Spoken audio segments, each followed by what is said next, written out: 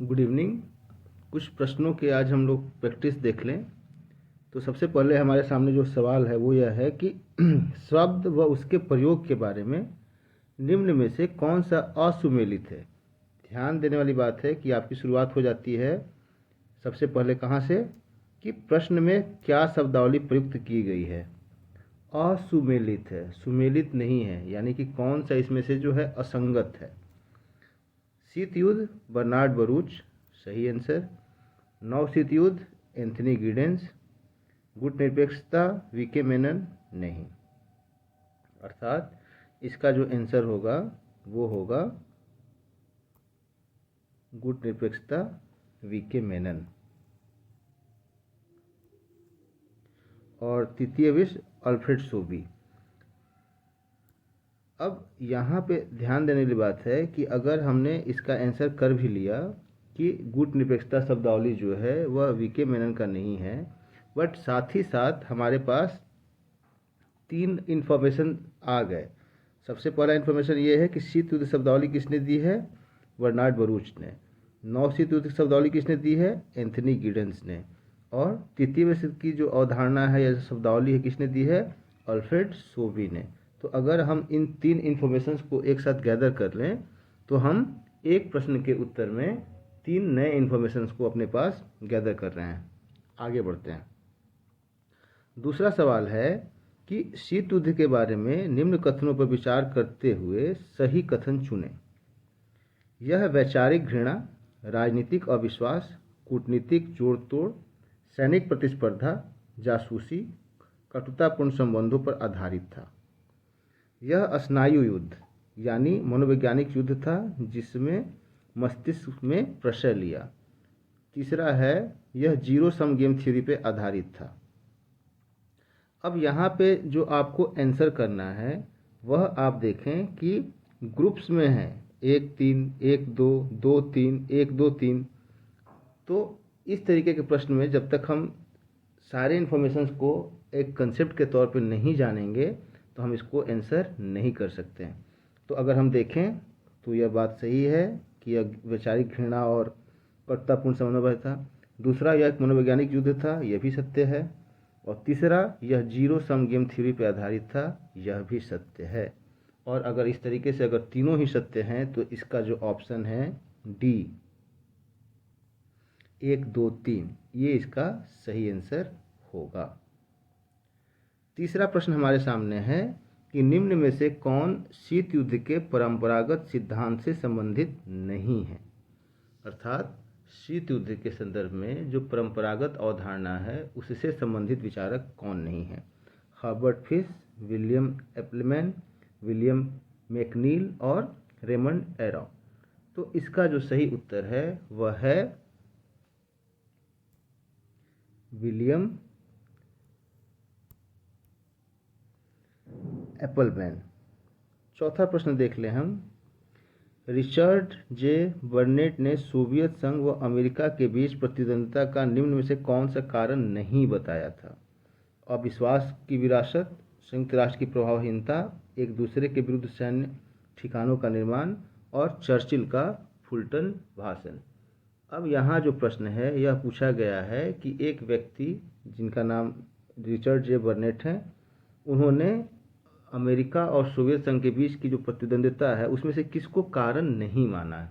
यह भी अगर हम जब तक इसके कंसेप्ट को डिटेल में नहीं पढ़ेंगे तब तक हम इसका उत्तर नहीं कर पाएंगे। और ऐसी स्थिति में इसका जो सही आंसर है वह है चर्चिल का फुलटन भाषण। अब आगे चलें। निम्न में से कौन सा शीत युद्ध का विशिष्ट साधन नहीं है। शीत युद्ध से संबंधित इसमें से कौन है जो उसका विशिष्ट साधन नहीं है। यहाँ भी आप ध्यान देंगे कि सवाल पूछा जा रहा है, साधन नहीं है। जल्दीबाजी में हम करते क्या हैं कि पूरे प्रश्न को ना देखकर नहीं की जगह पे है समझ लेते हैं, है की जगह पे नहीं समझ लेते हैं। तो प्रश्न को 2 बार पढ़ने की ज़रूरत है। नहीं पूछा गया है तो अब इसका आंसर हमारे सामने स्पष्ट हो जाएगा कि प्रोपेगेंडा था, शक्ति प्रदर्शन था, सैन्य हमला और जासूसी था। अर्थात इसका जो सही आंसर होगा वह हो जाएगा सी। हम सभी जानते हैं कि जो शीत युद्ध है वह सीधे तौर से कभी नहीं लड़ा गया है, इसलिए इसका आंसर सैन्य हमला होगा। छठा प्रश्न देखें, सोवियत संघ के नेता व संबंधित कार्य के बारे में सही सुमेलित करें।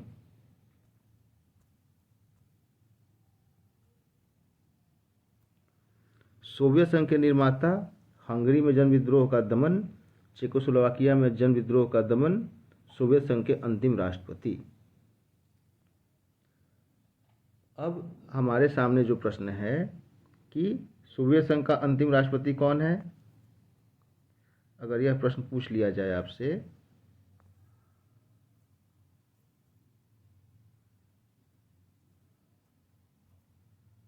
तो हम सभी जानते हैं कि वह हैं मिखाइल गोर्बाचोव।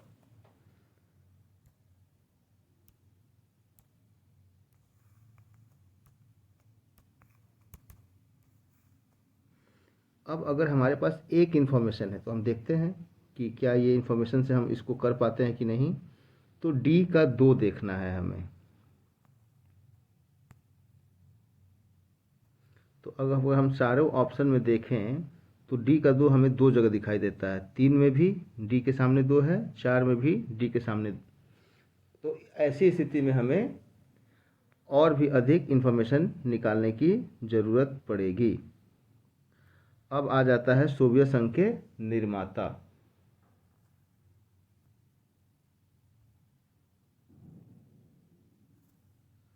तो हम सभी जानते हैं कि सोवियत संघ के निर्माता जो हैं वह लेनिन को माना जाता है। अब हम देखें ए में 1। अब देखिए ऑप्शन 1, 2, 3, इन तीनों में ही ए का 1 है, लेकिन जब हम तीसरे ऑप्शन पे ध्यान देते हैं तो हम देखते हैं कि डी का 2 और ए का 1 दोनों ही हमें इन्फॉर्मेशन यहाँ प्राप्त हो जाते हैं। इसका मतलब है आंसर 3 इसका सही उत्तर है। अब चूंकि आप जान चुके हैं कि इसका सही उत्तर ये है, तो बाकी जो इन्फॉर्मेशन है जैसे बी का 3, हंगरी में जन विद्रोह का दमन, तो इसके लिए हो जाएंगे निकिता क्रुश्चेव। और उसी तरीके से हम देख लेंगे सी का 4, चेकोस्लोवाकिया में जन विद्रोह का दमन, तो ये हो जाएंगे ब्रेजनेव। तो एक प्रश्न से हमें कई सारे इन्फॉर्मेशन मिल सकते हैं। अगला प्रश्न देख लिया जाए। शीत युद्ध से संबंधित घटनाओं के बारे में कौन सी असुमेलित है। अगेन यहाँ भी सवाल क्या पूछा गया है, असुमेलित है, जो असंगत है। अप्रैल 1946 में चर्चिल का फुलटन भाषण, मार्च 1947 में ट्रूमैन सिद्धांत, अप्रैल 1947 मार्शल प्लान, 1956 में स्वेज नरसंकट। इसका सही उत्तर हो जाएगा ए, चर्चिल का फुलटन भाषण। 8वां प्रश्न देख लें। आइजनहावर ने शक्ति शून्यता का सिद्धांत किसके संबंध में दिया था। शक्ति शून्यता के संदर्भ में आइजनहावर ने किस क्षेत्र के बारे में अपनी राय दी थी। इसका सही आंसर है पश्चिमी एशिया, ऑप्शन सी। अगला प्रश्न देख लें। निम्न में से किसका संबंध अमेरिकी राष्ट्रपति जॉन एफ कैनेडी से नहीं है। अगेन यहाँ भी आपसे सवाल में नहीं पूछा गया है। 1961 में बे ऑफ पिग संकट के प्रणेता, 1962 में क्यूबा मिसाइल संकट, गुट निरपेक्षता के प्रति सकारात्मक भाव, इनके समय में एनपीटी संधि हुई थी। अब अगर आप ध्यान से दें तो सबसे पहले आपको क्या पता करना होगा कि राष्ट्रपति कैनेडी जो हैं उनका कार्यकाल क्या है। अगर आप कार्यकाल जानेंगे तो इस प्रश्न को करने में आपको असुविधा नहीं होगी और इसका सही आंसर होगा डी।